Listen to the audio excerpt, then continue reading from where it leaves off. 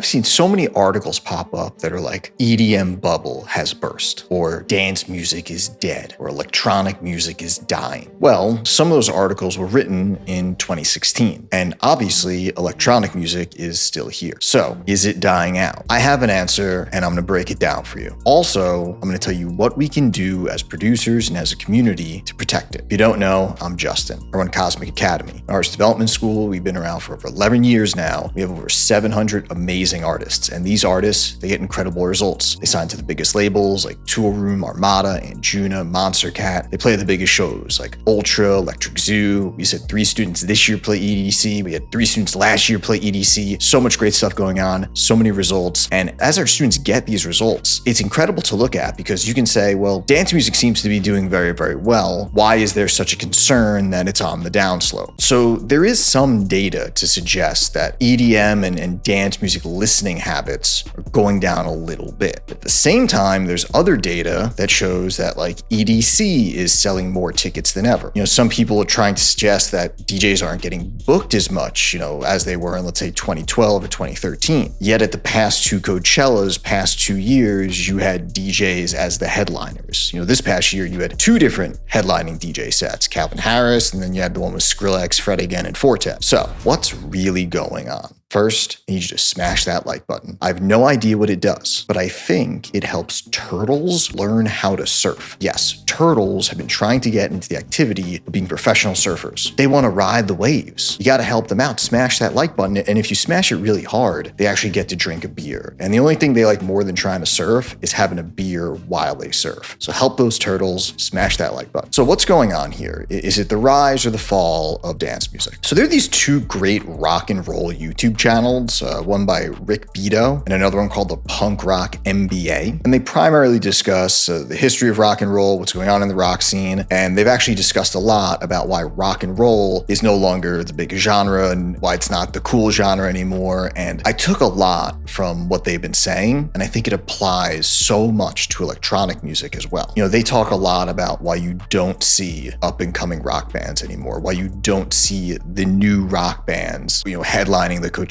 or headlining the big festivals. And their theory does make sense, and it might happen with EDM. I'll break it down for you. So in the 60s, 70s, and 80s, rock was at the top of the world. Rock bands were the hottest thing. They headlined all the festivals. Kids grew up dreaming of being rock stars. And then something changed in the late 80s and 90s. It wasn't the style, wasn't the sound. You see, in the earlier decades of rock music, rock was the fun genre. It was the fun music. It was the party music. People used to dance to rock and roll. They would party to rock and roll. And the people just didn't take it too seriously. The Beatles had costumes and characters, and Elton John had glasses and his costumes, and David Bowie and Prince. They would do dances on stage, and it was so much fun. But in the late 80s and into the 90s, that changed. The bands started to get very serious. No more costumes, no more fun music videos. It was definitely no more dancing. It's like, oh, we're going to start dressing very serious. We're going to act very serious. And we're going to put out this very serious persona. And this whole attitude just changed. The other thing is that rock began as this very inclusive place. Now, think about the hippie generation of the 60s and the 70s. It was all about peace and love. That was rock and roll, peace and love. By the 90s, there wasn't any peace and love. The bands hated each other.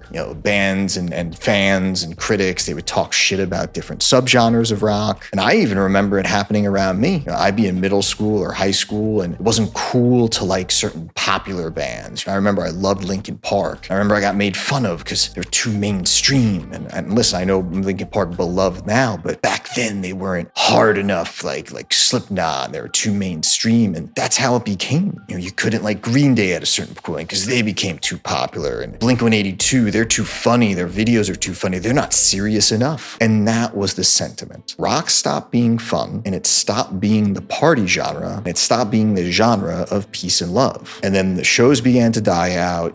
Warped Tour fell apart. Woodstock 98, obviously a disaster. There was crimes happening, fires. It was a complete disaster. And then by the early 2000s, young people, they weren't having fun anymore, and they were done with it. And where did they turn to? Hip hop. Hey, this guy Eminem, he's really funny. 50 Cent is really fun. And even though that DJ Khaled guy, he's a little whatever, but he's really really funny too. Hip hop is the fun party music, and you could dance to it at the club. And that was true for the EDM, the dance music explosion as well. EDM was the next fun thing. Listen to this guy Deadmau5 in 2008. He wears this mouse helmet, and these other Daft Punk people, they dress as robots in a spaceship. And Avicii, he makes his really happy, euphoric house music. It just makes you want to dance around. And those were the glory years of dance music, 2007, 2008 till maybe 2014. And it was like the 60s for rock. Plur, we all know Plur, like that's kind of like a really hippie thing. Hippie rock in the 60s and 70s, right? Peace and love. What does Plur stands for?